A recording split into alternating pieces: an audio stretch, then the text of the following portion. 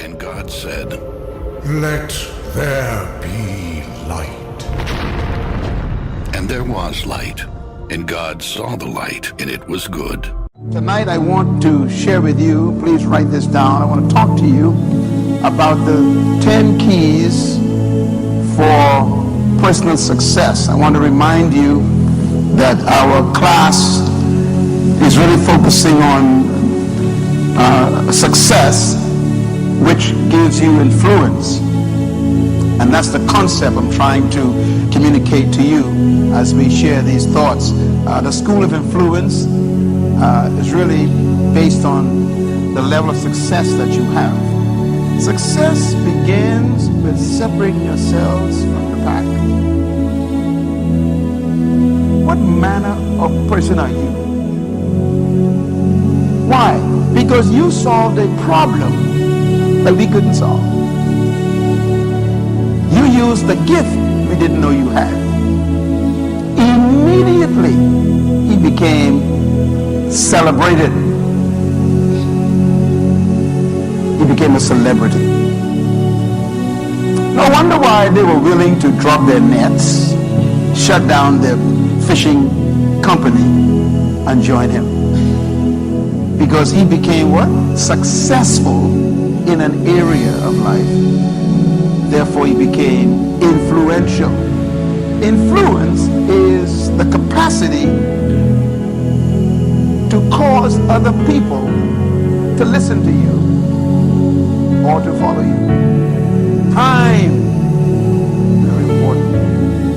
You don't rush into success. So success is really an integration of a number of principles we're going to talk about tonight. I want to talk about these 10 keys or these 10 laws of success that I have used in my own life. And these keys or laws are immutable. They are also universal, and they can work anywhere in the world. These laws have no respect for your ethnic background, your pigmentation. They have no respect for your family upbringing or your culture, because laws are universal. They work for anyone if you learn them. Let me talk about success. I want to quickly define success for you so that you don't think that success is something else. Everybody wants to be successful, correct? I mentioned to you in my last few sessions that success is predictable. Failure is predictable. And the reason why success and failure are predictable is because everything was designed to function by laws. And laws make things predictable. Laws make life predictable. Write that down. All life is predictable because of laws.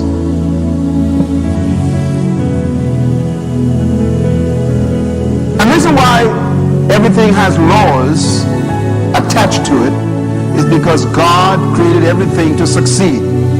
And that success is related to God's reputation. He wants to protect his reputation through his creation. Whatever God created is supposed to work. It's supposed to succeed.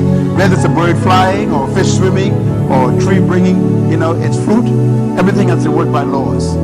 That means you were designed by God as God's number one highest creation. Which means that then God has to create some laws by which you succeed to make his reputation successful. In other words, success is good for God. Now, success is not a pursuit. This is important. If you want to be successful in life, don't try to be successful in life. People are failures because they try to be successful.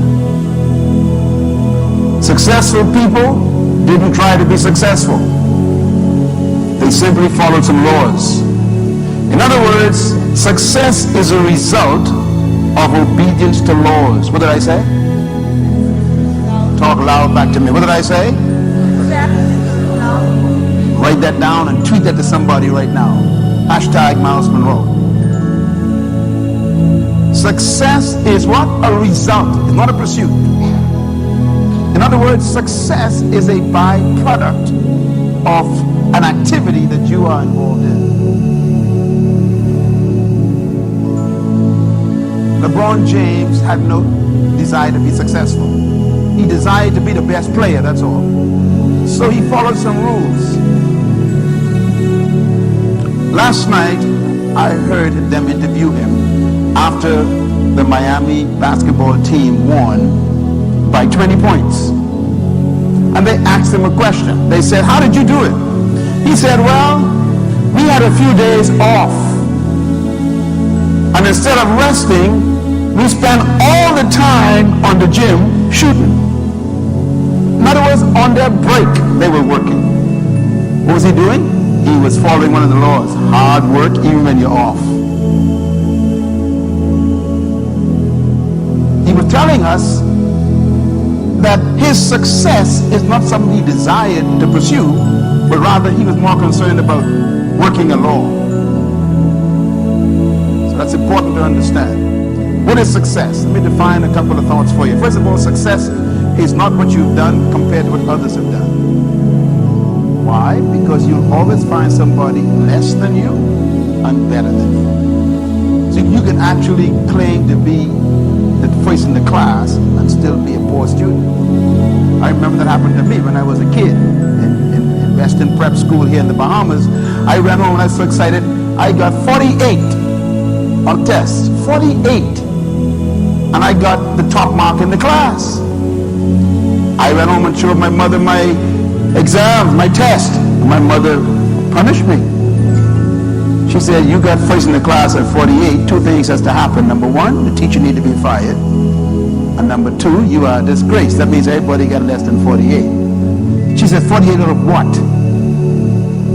And that was the question. 48 out of what? See, success is not measured by what you've done compared to others. Success is measured by what you've done compared to what you were supposed to do. You were supposed to get 100. So 58 at the top of the class is failure because 100 was supposed to be success. So success is not measured by what you've done compared to what the others have done. It's measured by what you've done compared to what you should have done. In essence, success is the fulfillment of the original assignment or purpose for which the entire test was given. Your life, therefore, is measured by why God created you, not what you've done. Let me try it again. Your success in your life is not measured by what you've done, but by why God created you compared to what you've done. In other words, you could be a complete failure and everybody else thinks you are successful because you didn't do what God purposed for your life.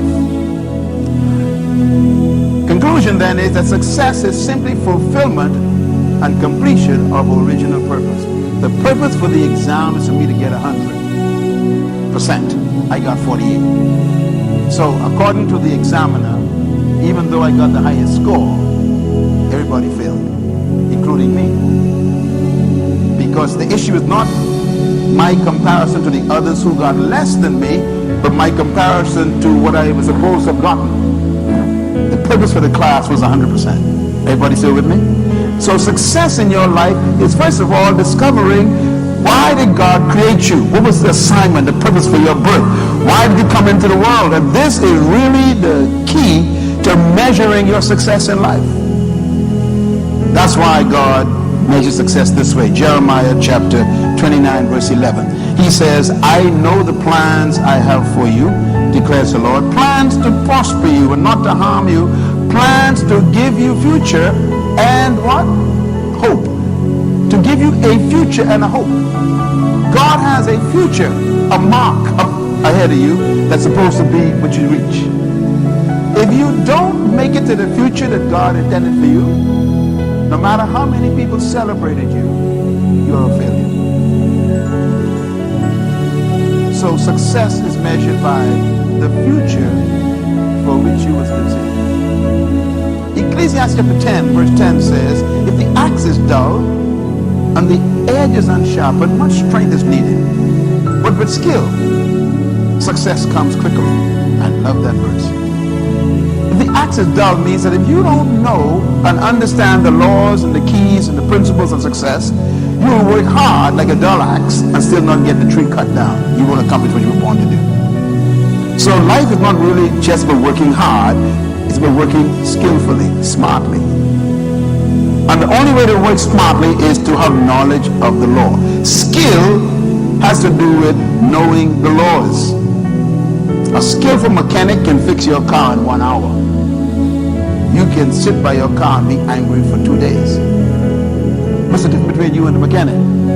He knows the laws of the mechanics, right? So he can fix your car. So you can work hard and still be a failure. You don't know the laws. So what is the laws we talk about? Why do we call it the keys to success? Jesus Christ said these words concerning living in his kingdom. Matthew 16 verse 19. He says, I will give you the keys, notice the plural word, of the kingdom. Whatever you lock up on earth will be locked up in heaven. Let me explain what that means. He said, I'm going to give you some laws. Keys are laws, principles. He said, with these principles, you can stop things from happening or you can start things to happen. And whenever you stop and you use these keys, heaven will back you up. And whatever you allow, heaven will back you up. In other words, you control on earth what heaven does. Wow. I'm going to give you the laws, he says, by which you can actually bring heaven to earth. You can cause heaven to act on your behalf on earth. So whatever you start or stop depends on the laws that you disobey or obey. You can shut down things or open up things depending on the laws you obey or disobey. Is that clear? He's giving us really, notice he says, heaven will do what you do, which means that he's telling us that this ain't up to God. Success is not up to God. It's up to you. If you don't know the keys, God can't help you. If you know the keys, God will help you. Why? Because God is a God of laws. He responds to laws. He, just like any manufacturer, you obey the laws of the manufacturer, they guarantee the product will operate. They support their product because you keep the law. So God says, I will give you the keys, I will give you the principles, the systems, the concepts by which we shall have success. Now, I want you to think about this now. Success, as I said, is not really something you pursue. It is a journey. It is a process. You will have success at increments on your way to your ultimate purpose. Success has more to do with moving in the right direction than coming to a destination. Success really is a process, not really a destination. When you make it based on the process to your ultimate purpose, then you are what you would call fulfilled, or you fulfilled the assignment. If I got an A on that test, I would have fulfilled the assignment of the one who set the test.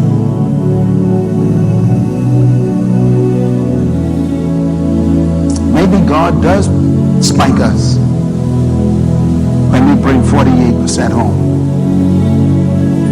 We are proud of something God's ashamed of. You tell God, look how good I've done. God says, you should see what you could have done. You settled for this? You call this special? You call this success? You embarrass me, he said. That's why I'm going to share with you the difference between laws and rules. Very important. The secret to success, Joshua 1, verse 8. God told Joshua the secret to success. Here it is. He says, keep this book of the law on your lips. Meditate on it day and night, so that you may be careful to do everything written in it. Then you will make your way prosperous, and you will have good success. God gave the responsibility of success to you, not to him. Read that verse again. God says, it's up to you, Joshua, whether you succeed or fail. And it depends on what? What do you see there? Come on, say it loud. What does it depend on? Laws. Yeah, thank you very much. Laws. I told you that success is predictable. You could actually reverse this verse. Let us reverse it, okay? If you do not keep this book of the law on your lips, and do not dwell in it day and night and meditate, and do not be careful to do everything in it, then you will make your way a failure and poor. Am I right? Yeah, it's reversed. It's predictable. So if you don't know the laws and don't obey them, then you can't pray for success. No one has ever been successful because someone prayed for them or because they prayed for it. Success is a result of obedience to laws. Am I clear? Okay. Why are laws so important? You can deal with this real quickly. Write this down. The key to life is order. Order comes from law. The source of law brings order. When you obey laws, you bring order to your life. The ultimate law, therefore, of life is law, because there's nothing more important than law. What does law do? Laws protect, sustain, preserve, they guard, and they promote life. If you obey laws, they'll protect you, they will guard you, they will preserve you, they will sustain you, and in the end, they'll promote you. If you always do what's right, I guarantee you, you will emerge to the top eventually.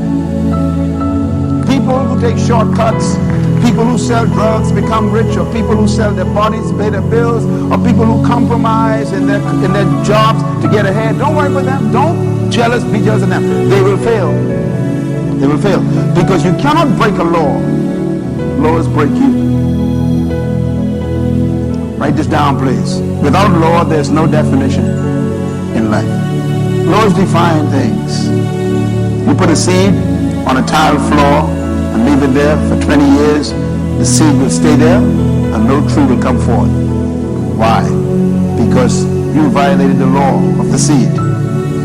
So the laws define what the seed must do. You must put it in soil, you must give it moisture, there must be light, sunshine or somewhere, otherwise the seed will never bring forth a tree. So you can pray over a seed for 20 years in the lobby on the tile floor. Your prayer, speaking in tongues, quoting scripture over that thing, casting demons out, will not bring a tree of that seed. Because laws cannot be substituted by prayer.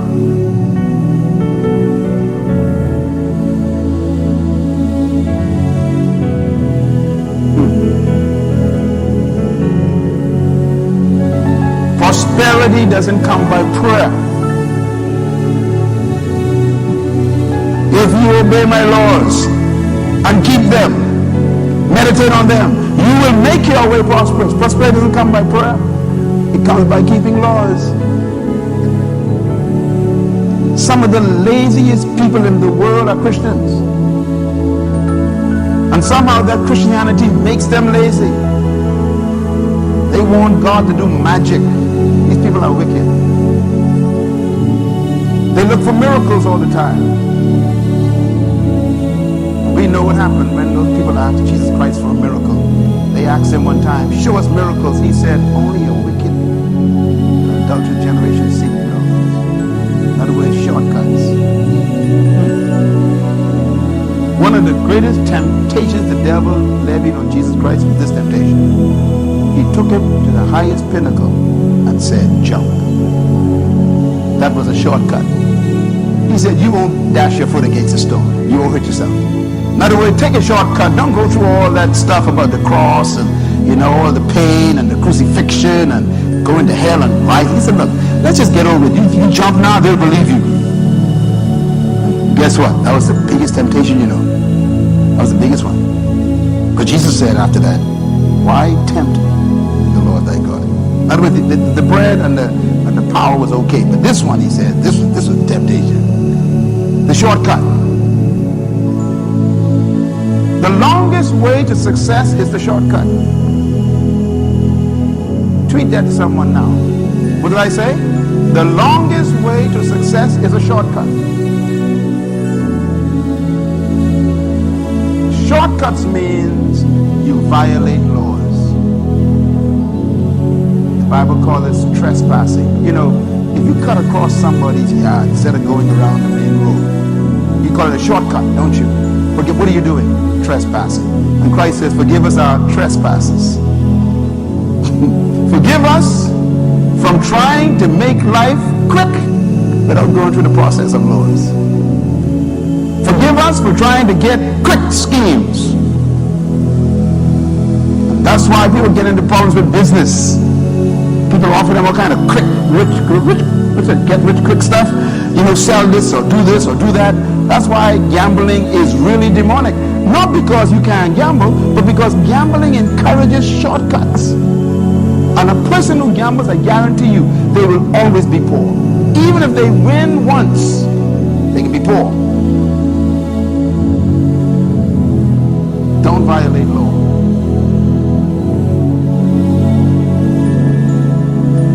Now, I want to show you the difference between natural law and supernatural laws. Write them down. Number one, natural law is inherent in creation. That means it's built into creation. Number two, natural law establishes natural order. Number three, natural law regulates natural relationships. Notice the word natural is from the word nature. Natural, natura, nature. Yeah, it's built into nature. Natural law cannot be changed. Natural law is built in consequences. In other words, natural law doesn't need God to punish you when you violate it. For example, gravity is a natural law. If you jump off a 10-story building, God doesn't need to kill you. Why? Because the consequence of breaking the law is built into the law. Can I suggest to you that God really doesn't judge you? The laws he established judges you. Natural law has built-in consequences. Next, natural law has inherent judgment. Again, it tells us that it's predictable. If you keep smoking cigarettes, we don't need to wonder what happens to your lungs. You keep drinking alcohol, we can predict what happens to your liver. There's no question about that. Your liver is given to you to purify the blood in your body. If your body is filled with alcohol in the blood that you drink, the liver takes it out of the blood and keeps it. The alcohol burns the cells in the liver because of acidity, and it becomes fried. It calls cirrhosis of the liver. Now you end up with a fried liver that can't purify your blood anymore, and the liver poisons you. The thing that's supposed to keep you pure becomes your poison. Why? Because the liver was never designed to extract alcohol. So you broke a law. It's built-in judgment. God has never killed a smoker. God has never killed an alcoholic. God has never killed a drug addict. Never. God never makes you poor. You mismanage funds, buy things you can't afford, buy things you don't need. There's a law. There's a judgment built in. It's a law. Spiritual laws are very important. I just gave you natural law. Spiritual laws, number one, are established by God, the Creator. And this is important. In other words, natural law and spiritual law have nothing to do with you. They're established by the Creator. You didn't create gravity. God's wonderful design of the universe created gravities. Secondly, spiritual law establishes your conscience. There is a law in your body called the conscience. It's in your mind. No one has to tell you when you're doing wrong. There's a law in your body that tells you. You know when you ate too much. You know when you ate something that ain't good for you. The person who's smoking the cigarette knows the cigarette is bad. Their conscience tells them this is bad. But the habit controls them. Your conscience is a natural spiritual law. Number three, spiritual laws are inherent in the human spirit. All of us know sin. Even the guy who doesn't know God knows when he's breaking the law. There are laws built into our spirit being. Number four, spiritual laws regulate supernatural relationships.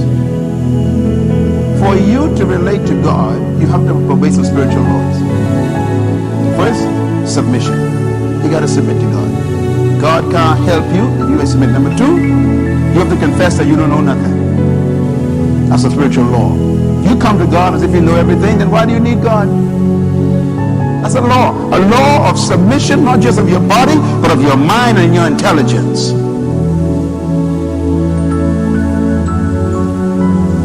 The last one, spiritual law is built-in consequences.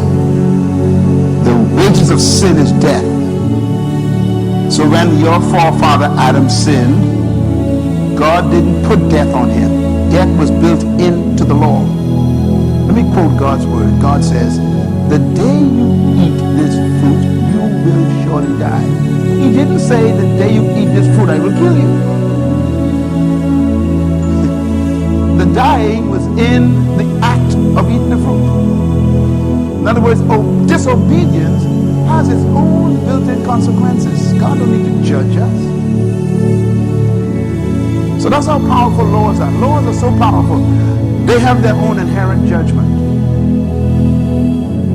You may think, for example, you're getting away with some private things God don't know about. God knows everything. He sees what you're doing when no one's watching. And God has given you some opportunity to sort this thing out because eventually it's going to destroy you. And if you're having an affair with sin, flirting with sin privately and secretly, God don't worry about you. And God don't even judge you. It's built into the act.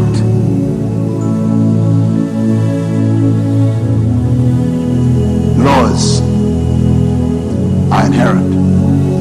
Now, the reason why I showed you that is because I want you to see the difference between laws and rules, because there's a difference between the two and it affects your success. Write this down. Law is the inherent principles that regulate nature of life and relationships in God's creation. I'm giving you a definition of law. Law defined is inherent principles, that means the built-in principles, that regulate the nature of life and relationships within creation. For example, the tree relates to the soil because of a law. They have a relationship. If the tree breaks relationship with the soil, no one has to kill it. The judgment is built in it. The fish must relate to the water. They got to get along real well. If the fish decides, I don't like you no more water, you don't need to kill the fish. Dies. God never killed Adam. God says, look, your relationship with me depends on you not touching that tree.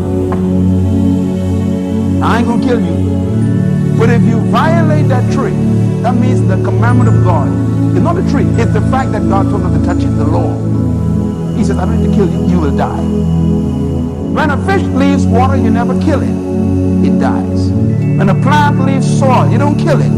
It dies. When a man leaves God, you don't kill him. He dies. Is that clear? So the relationship is determined by the laws. How many of you drink gasoline? Let me see your hand. You drink gasoline? Let me see your hand. Anyone drink gasoline? Hold your hand up. Anyone love gasoline? You like to drink it? Hold your hand. Nobody? Oh, come on. You mean you actually go to a station every other week to buy this stuff, spend your money, and you don't like it? You actually do something you don't like? Yes. The question is why? See, you should do many things you don't like, because in order for you to get some function, you need to keep that relationship in the gas station. You relate to that station because you want your car to function. So there's a law. The law says cars need gasoline, and the station has it. So you got to develop a relationship with the station constantly for the rest of your car's life. If you decide one day, I ain't never going back to the station, car says, then I ain't never driving no more. So you shut it down. So laws create relationship. Very important. Number two, laws are both natural and supernatural, both physical and spiritual, to guarantee maximum fulfillment of purpose and potential. In other words, God created all the laws to work in your favor. The The problem with life is simple, you know. We don't know the laws. So we come to life experimenting, guessing, hoping things work out. My real simple job for the rest of my life, the reason why I am doing what I do, the reason why you call me maybe a pastor or teacher, it's a simple job I have. My job is teaching the laws. Every day I get up, I just teach laws.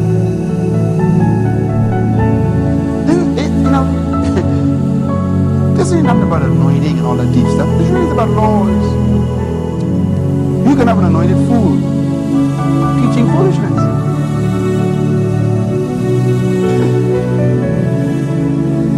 You got some good preachers who ain't know nothing but the laws.